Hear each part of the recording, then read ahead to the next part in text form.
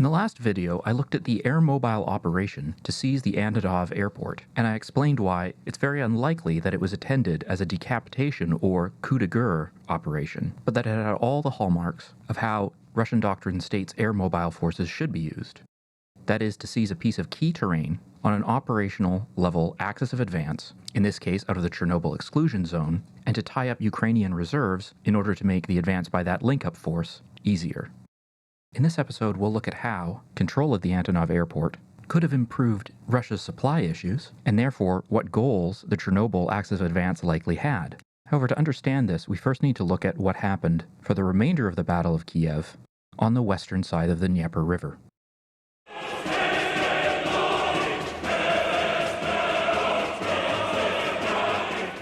According to the various media reports, after the link-up between the air assault element and the ground force at Antonov Airport, they seized Hostomel and proceeded to fight their way through the towns of Bucha and Irpin over the next couple of days. Looking at the satellite imagery, I'm not as certain of this.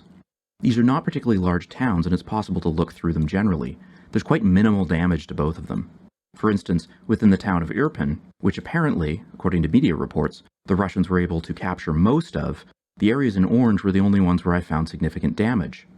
There's a Ukrainian defensive position here where they established a roadblock, and there is quite heavy damage to the area and the buildings, although less in terms of shells, which suggests that this came from direct fire from, say, tanks, meaning that there may have been a Russian force coming down this road attempting to push through the roadblock.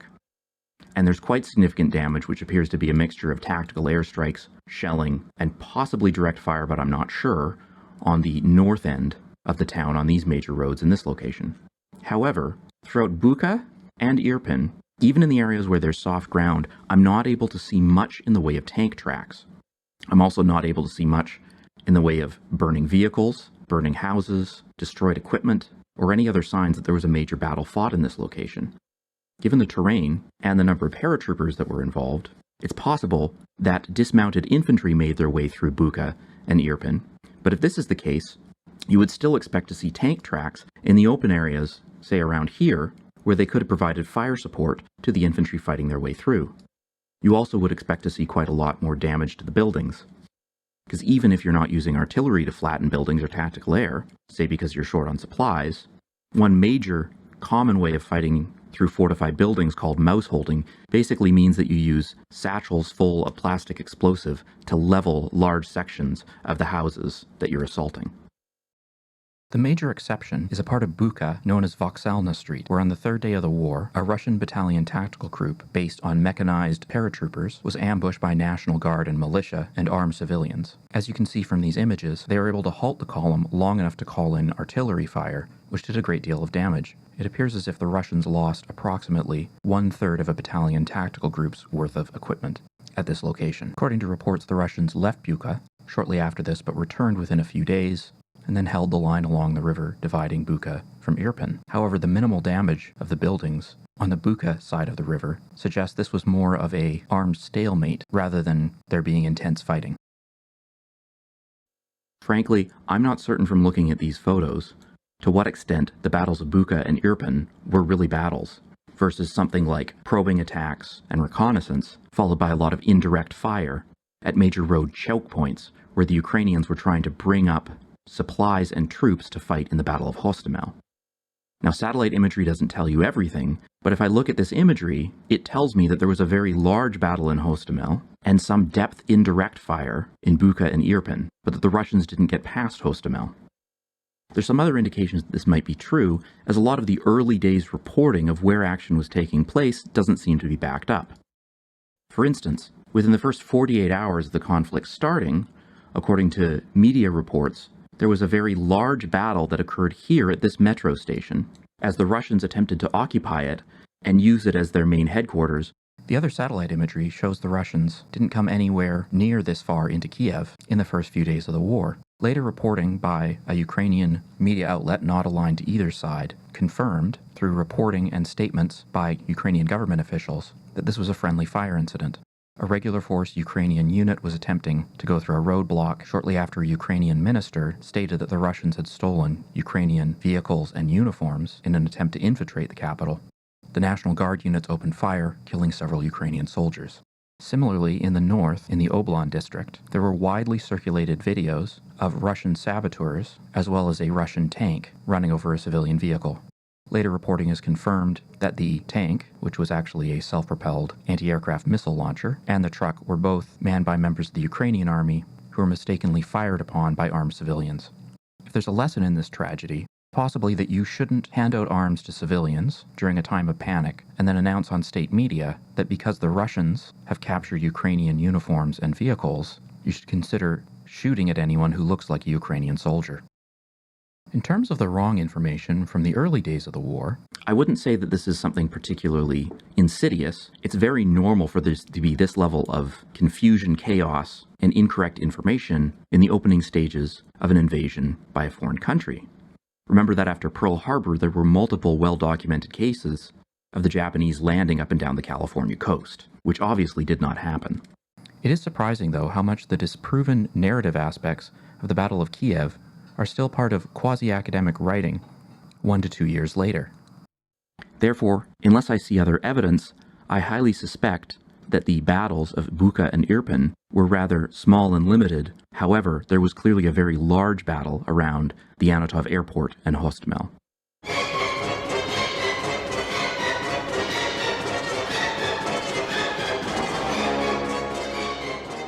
In the first day or two of the invasion, there was also an ambush that took place here, on the western end of the city, just past Kapatinkvinka, sorry for the horrible pronunciation, and just before the Irpin River. Now you can see, zooming into here, this is a pre-war image from February, and then post-war, on March 17th, there's evidence of a strike on a vehicle, possibly the remains of a damaged vehicle, and then a series of either airstrike or artillery damage to these two houses, and hasty Ukrainian trenches that have been dug over here. There's also, over here on the high ground around where the river overpass occurs, a large number of tank tracks from jockeying by Ukrainian tanks, more jockeying and moving into position here, and then ultimately a roadblock position in this location with some sporadic shell fire throughout the whole area. Jockeying, you may recall from earlier episodes, is when tanks move into a firing position, engage, withdraw, and then emerge in a different location to fire again, so that they don't become targets for artillery and to minimize the effectiveness of other anti-tank weapons. Finally, we can see over here, just outside of the ambush zone, where both some jockeying and marshalling occurred so that whatever Russian convoy was coming down this road turned around and went the other way. My best guess from looking at the various satellite images of this area is that this was a reconnaissance in force conducted within the first day or two of the war in order to determine whether they'd be able to advance down this highway unopposed. The leading reconnaissance elements entered the ambush site and were destroyed, that being 1 to 2 vehicles, and then the remainder of the reconnaissance in force halted, returned fire, and then turned around and left the area. Besides the Battle of Hostomel, as far as I can tell, this is the closest that the Russians got to the center of Kiev, which, as you can see, is still quite a distance away and not outside of the green belt on the outside of the city. The rest of the main defensive area on the Irpin River doesn't have the signs of ground combat with Russian units.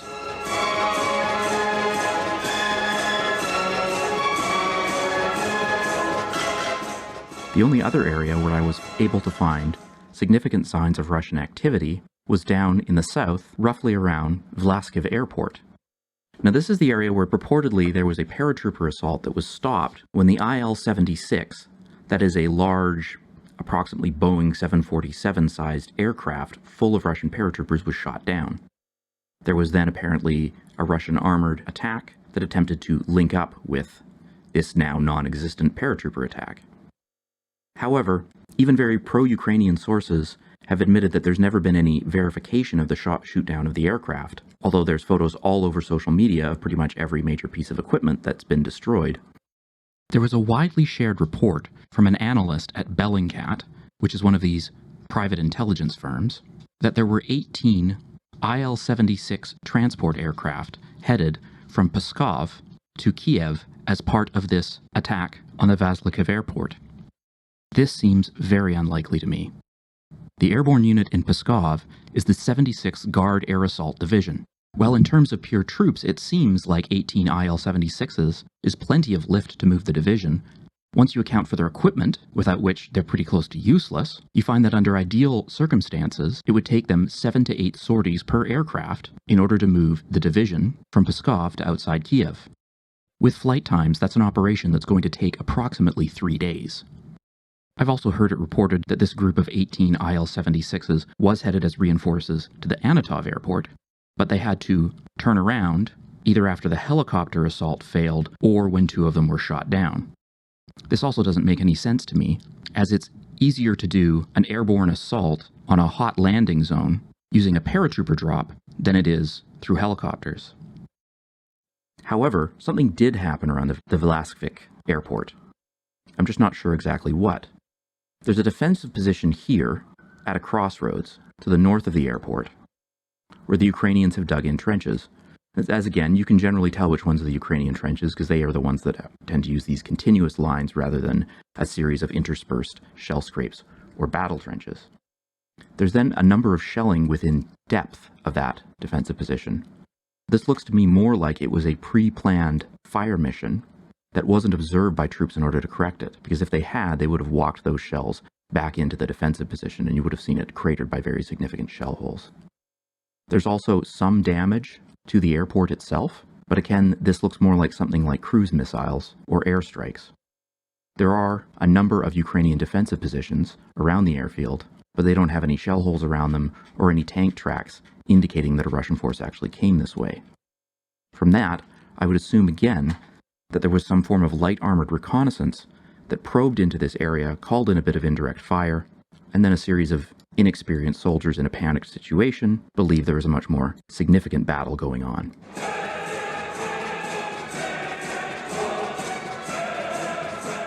Once the attempt to seize the Antonov Airport failed, the Russians on this axis of advance did one thing that makes a lot of sense to me, and another thing that makes very little to no sense to me. Starting with the next part of the Russian actions that makes sense to me, they went further south and then tried to fight their way into the city of Kyiv, going east to west rather than coming southeast. They fought a battle outside the town of Myla, which is actually a few kilometers up the road from where the ambush of the reconnaissance element took place near the Ukrainian army base within the first 48 hours of the war. There's generally a lot of shelling in the area, some of which seems to be rather inaccurate, likely done in the outbreak of the war simply based on map coordinates. However, you can then see signs that the Russian column was ambushed, with tank tracks showing significant signs of jockeying in this location here by Ukrainian armored vehicles. You can also, though, see Russian tracks that then move through the same area, as it appears the Ukrainians fell back into this set of houses here and were then pursued down the road, where they withdrew into this forest, being followed by some of the Russian armored vehicles. Back on the highway, you can see an ambush site with at least one severely damaged or destroyed armored vehicle still being in place. You can also see a large number of tracks as the remaining members of the convoy peel off to the north, where you then see a series of jockeying positions as they're obviously engaging with Ukrainians down the road.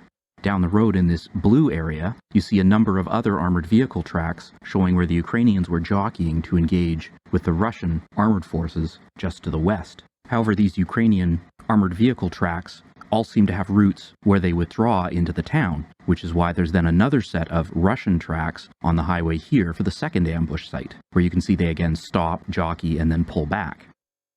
There are a few other signs of somewhat lighter vehicles, possibly armored reconnaissance, stopping and turning around just a couple of blocks into the town of Myla.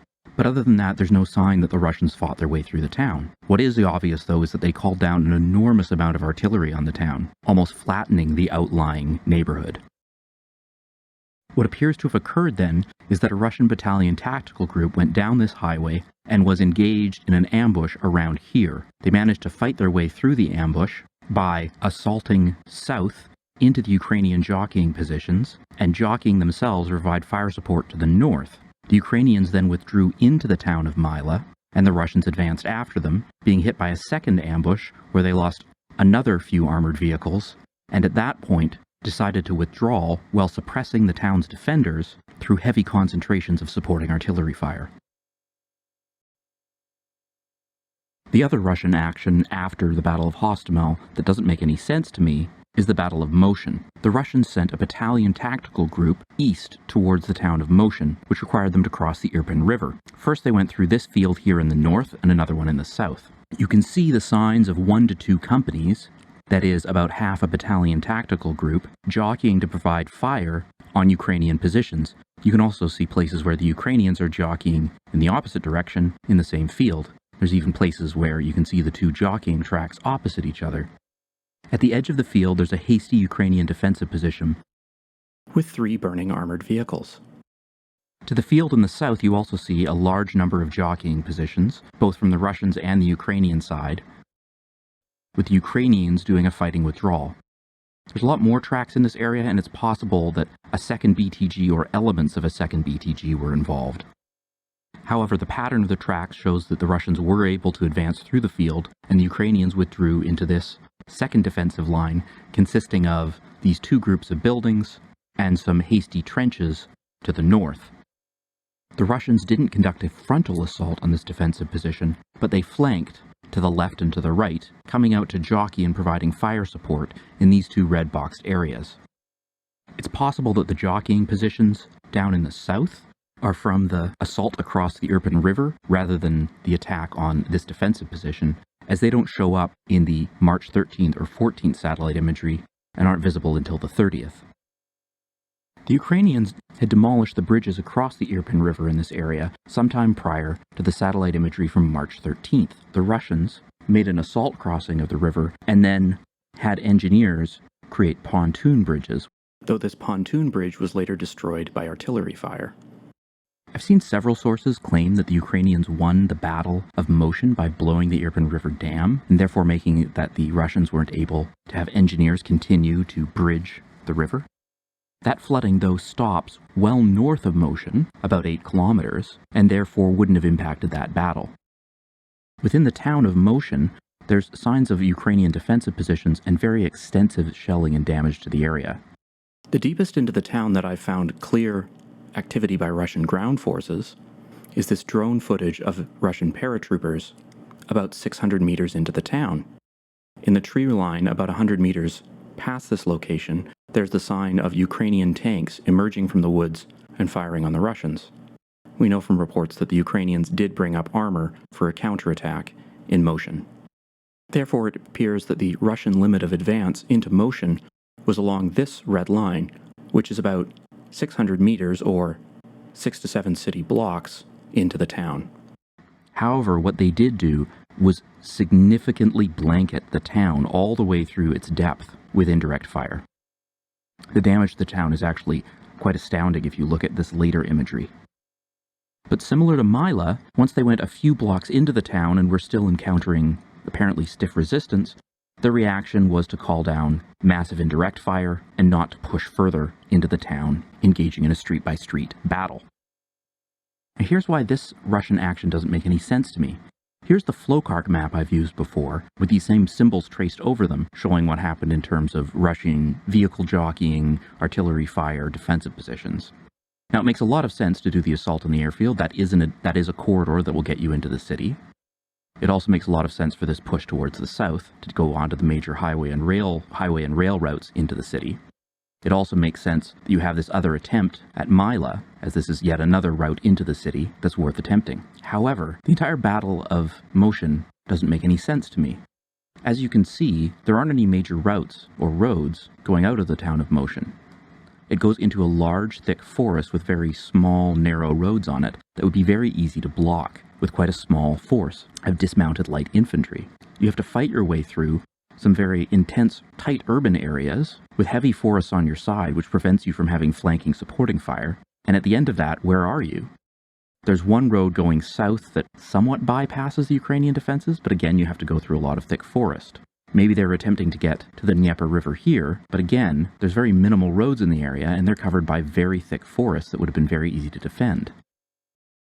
However, this didn't stop the media from overhyping the Moshchun battle, as is evident in this CNN clip. If they were able to continue and get through, it could have changed the tide of the entire war. Moshchun sits only about 3 miles from Kyiv's city limits and roughly 15 from the city center.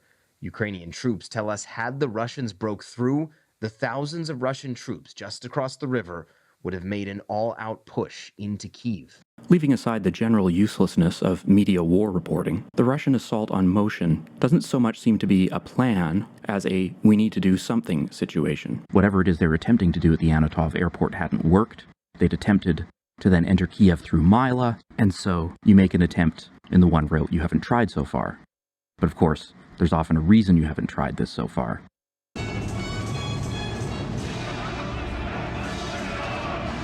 The satellite imagery therefore shows the Ukrainians fought a covering force battle, including a significant battle at the Antonov Airport, in order to buy time to establish a main defensive area on the Irpin River. However, besides Moshchun, there's no areas where it seems that this defensive line was ever assaulted by the Russians. It therefore appears that the Russians never contested, or were never in a position to contest, crossing the Irpin River in any location that would have allowed them to threaten Kiev. This is my basis for putting the blocking positions of where the Ukrainians stopped the Russian advance along the Irpin River and at the Antonov Airport. This is why in modern warfare it's often so useful to wait for more information, as I can now fairly confidently say, as I stated in the previous episode, due to the road network in the area, the Russians wouldn't have had anything like the resupply and logistic capability to conduct a battle that would have penetrated a contested main defensive area on the outskirts of Kiev. But going back to the end of the last episode, how would the Russian logistics situation around Kiev on the western side of the Dnieper River have changed had the Russians seized Antonov Airport and the surrounding area right at the beginning of the conflict?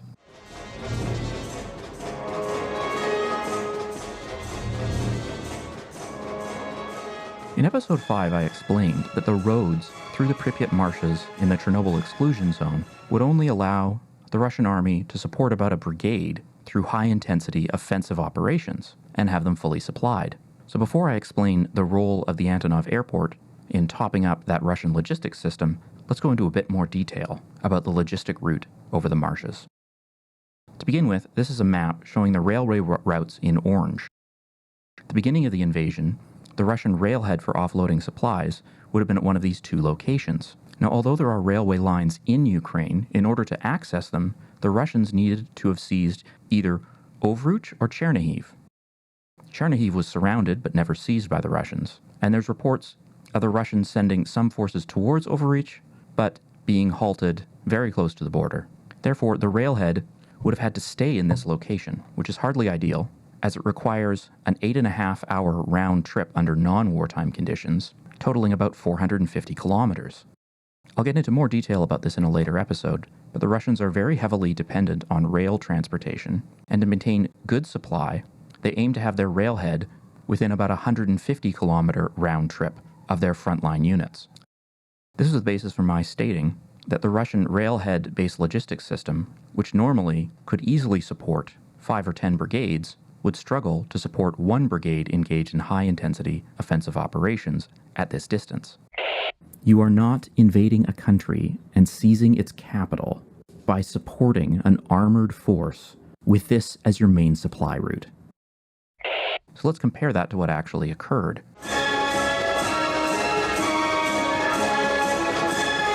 So we know from looking at the satellite imagery that an airborne brigade was moved into the area around the Antonov Airport. We also know that a mechanized brigade was part of the link-up force that eventually reached the Antonov Airport. There would have been another force, probably a brigade or two, that stayed more in the rear around the Chernobyl exclusion zone and guarding the flank between the Dnieper River and this mechanized brigade.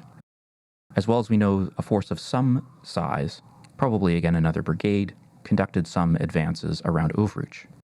Finally, the later stages of the battle around Kiev, like the Battle of Myla, shows there was a second mechanized brigade probing the perimeter of the Kiev main defensive area. Therefore, it's a fairly good guess that the Russian advance through the Pripyat marshes involved about 3 brigades around Ovruch and the Chernobyl exclusion zone, and an additional 3 brigades that moved on Kiev. In order to understand how the capabilities of these 3 brigades measure up to possible Russian objectives in terms of seizing Kiev, we have to look at the impact of urban warfare on unit frontages and resource allocation.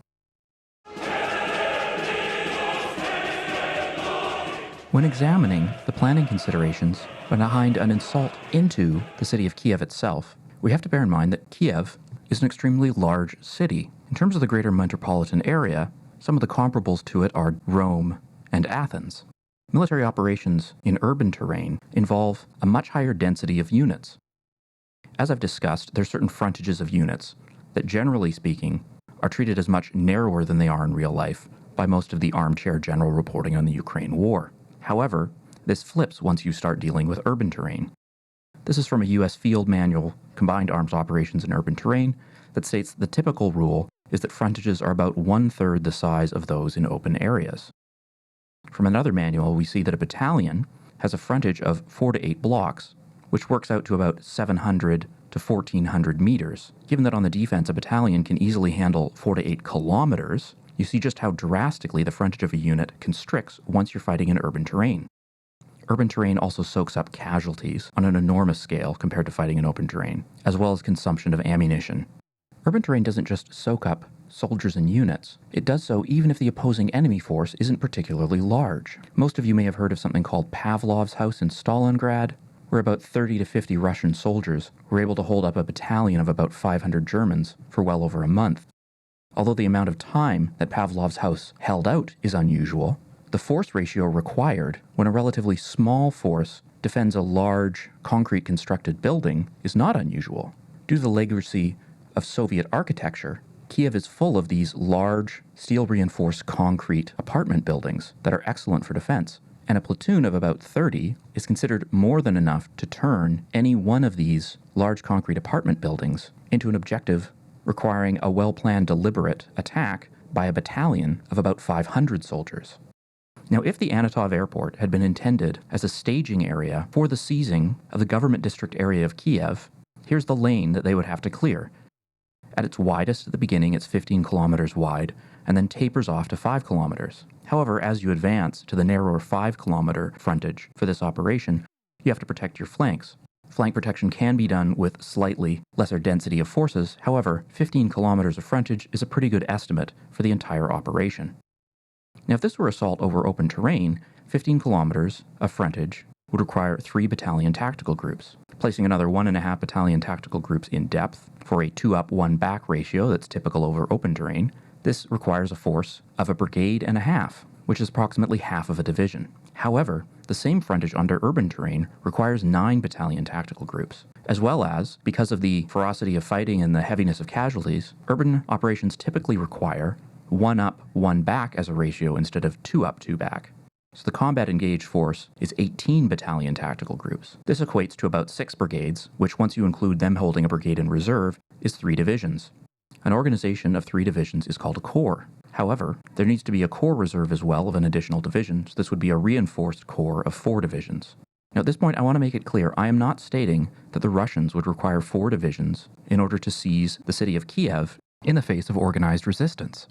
I'm stating that the move just from the Antonov Airport to the government district would require 4 divisions. An actual seizing of Kyiv would require considerably more than 4 divisions. To put this somewhat in context, the entire Russian invasion in February 2022 was under 10 divisions, and the entire U.S. Army, if fully mobilized, both active and National Guard, is about 20 divisions. The remaining argument would be that there were these several brigades approaching somewhere around 4 divisions that Russia was holding ready to use in the Battle of Kyiv, but when they were unable to secure the Antonov Airport, these units were either never committed across the border or never got as far as Kyiv. In order to assess this claim, we need to look at how much Russian airlift capacity could have added to the limited logistical capacity of the road transportation networks through the Chernobyl exclusion zone.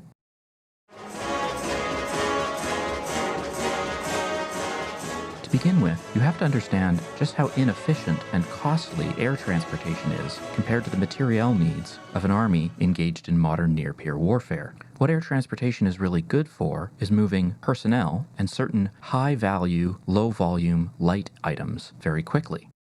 Here's a couple of examples to illustrate this point. One of the largest airlift operations in all history was Desert Shield, the buildup of forces in Saudi Arabia following the invasion of Kuwait. As speed was the essence in responding to Saddam Hussein's invasion of Kuwait, the United States pulled out all the stops, including activating contracts with civilian airliners. Even so, while Airlift moved over 99% of personnel, it accounted for less than 8% of the cargo moved. This chart shows the cost per ton of moving freight on a 2,200 kilometer journey. Without getting into all of the details, you can see there's an exponential increase as you move from ship to air freight. And by way of illustration, the cost of moving goods by rail is about 1.8% as much as moving goods by air. By way of a more military example, here's a chart where I look at the daily tonnage capacities of various means of transportation. To begin with, a single train is typically able to carry a little over 12,000 tons.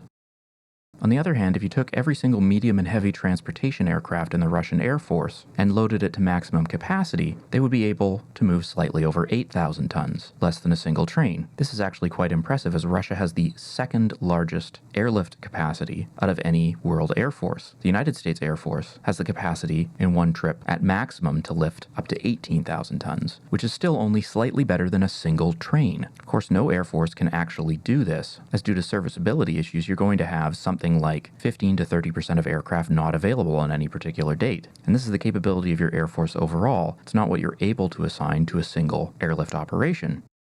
So optimistically, you could expect up to a third of the airlift capacity of any particular air force to be allocated to one landing operation at a single airport. However, you then have to ask, what's the capacity of the airport itself to receive aircraft? The Antonov Airport has a very long runway, as it's a construction site for very heavy aircraft. However, it's a single runway airfield, and it has very limited facilities in comparison to what we think of as a large international airport for receiving and offloading cargo. Using the capacities of similar airports, it's likely that the Antonov Airport would only be able to handle slightly over 4,000 tons per day of airlifted supply. If we look at other past examples of major airlift operations, the average daily tonnage for transportation under Desert Shield was around 900 tons, and the Berlin Airlift averaged a little over 6,000 tons. They were able to achieve almost 12,000 tons in one day, but bear in mind, the Berlin Airlift had access to two airports, each of which had two runways, and while things were quite tense with the Soviets, they certainly weren't operating under wartime conditions. Now, how do these realistic capacities stack up to the likely supply consumption requirements? Well, again, during Desert Storm, the lighter American Corps, built around the 82nd Airborne Division, required about 14,000 tons of supplies per day. The heavier American Corps, made up mostly of armored units, required about 17,000 tons per day. This is probably a good estimate for Russian estimates for an operation to move from the Antonov Airport to the government district. Because on the one hand, Desert Storm would have used considerably more fuel, but a lot less ammunition, particularly in terms of shells, given the lesser opposition that they were facing. With that as context, let's look at what Russia could have actually supported had they taken the Antonov Airport. Early in the campaign, along with enough area around it to not have the runway subject to man-pads attacks from the landing aircraft. Now, as I already explained, the road network meant that they were able to supply approximately a brigade group's worth of troops under high-intensity operations. This would be about 4,000 troops. The Antonov Airport would then be used to bring in a full brigade of paratroopers with their vehicles. This would be about 3,000 troops, once you include all of the attachments. The first 2 to 3 days of the use of the airlift would have been occupied bringing in the supplies, equipment, and vehicles for that airborne brigade. Following that, the Antonov Airport probably could have allowed the Russians to bring about 3,000 tons a day in to supplement their road lift. Given the Operation Desert Storm numbers, 3,000 tons a day would be about enough to supply 2 brigade groups, which, in addition to the 1 brigade group that could be supported through truck transportation through the Chernobyl exclusion zone, works out to about the 3 brigades that they did actually deploy to the Kyiv area. So with the Antonov Airport and the surrounding area under their control, the size of force that the Russians deployed does make sense. However, this is ignoring that the first 3 days after seizing the Antonov Airport, being allocated to bringing in all of the heavy equipment for the airborne brigade, means that they would have a shortage of supplies during the very crucial first 48 to 72 hours of the war. However, this force of 3 brigades actually committed to the Kyiv battle isn't capable of accomplishing much beyond just reaching the outskirts. Had they wished to actually clear a route up to the government district, this would have required 9 to 12 brigades for a corps totaling about 100,000 troops. Between road transportation and the Antonov Airport, the Russians would probably be receiving about 5,000 tons of supplies per day at an exact time when they would likely be requiring at least 16,000 tons per day to support this size of force. Therefore, while seizing the Antonov Airport would have made the actual operations Russia conducted on the outskirts of Kyiv more logistically viable, it does not fundamentally change the issue that due to the lack of rail transportation and road transportation through the Pripyat marshes and the Chernobyl exclusion zone, Russia was incapable of bringing enough combat power to bear on Kyiv on the western banks of the Dnieper in order to enter the city if the Ukrainians had put up any organized resistance. This analysis is not particularly controversial. It's not based on anything that wouldn't have been known to the Russians at the time. This is very bread and butter basic staff officer work.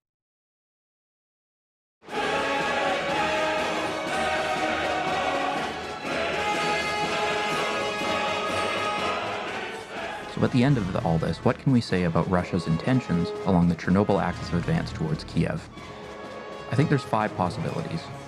The first is a decapitation or coup de guerre. The second was to actually seize the capital. The third option is it was to isolate the capital by seizing all the major routes in and out of it on the suburbs of the city. The fourth option was that they assumed there would be very little resistance as the Ukrainian state would collapse. And the fifth was that the entire operation was meant as a feint to distract Ukrainian intentions either from the advance on the eastern side of the Dnieper River towards Kyiv or from their operations in the center and south of the country. As I outlined in the last episode, the Antonov Airport landing was not an attempt at a decapitation of the Kiev government. Nothing about its execution or about the logistical realities indicates that that's why that air mobile operation was conducted. As I believe I've shown in this episode, the intention on the western bank of the Dnieper River was not to seize the capital against an organized resistance by the Ukrainian army. Including flank guards, that would have required 5 to 6 divisions, which is a size of force that simply could not have been logistically supported, regardless of how many airfields are seized, and which would have totaled well over half of the total Russian invasion force, leaving almost nothing for the other axes of advance. The advance on Kiev being done as either a feint or on the assumption that the Ukrainians would offer very little resistance requires an understanding of what was going on in the minds of Russia's senior officers, chiefs of staff, and Vladimir Putin, which is something I frankly don't feel qualified to do. However, on the question of whether or not they intended to isolate the capital, I can provide some insight based on simple staff principles at the operational level. To do that, we'll have to look at the broader battle on the eastern side of the Dnieper River. And that, dear friends, will once again need to be addressed in a later episode.